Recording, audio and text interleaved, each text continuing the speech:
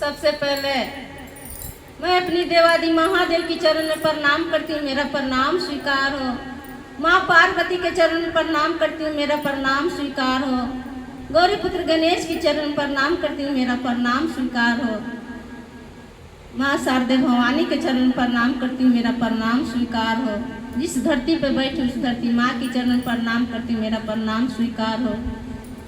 3 सूत्र बताने वाले हरिंदर भैया नीलम दीदी के चरण में प्रणाम करती हूँ, मेरा प्रणाम स्वीकार हो। तो जितने भी भैया दीदी मेरे वीडियो को देखते हैं उनको भी मैं चरण छू के प्रणाम करती हूँ, मेरा प्रणाम स्वीकार हो। तो देखिए भोले बाबा गौरा मैया से कहतारन कि हे गौरा मैया हमारा के अब भांग रोज अब सावन के महीना चढ़े वाला बा, काहे कि आगे से तैयारी में रह तारा रोज भंगिया पीस के पियावे के पड़ी। तो देखी कैसे कहतारन भोले बाबा गौरी मैया से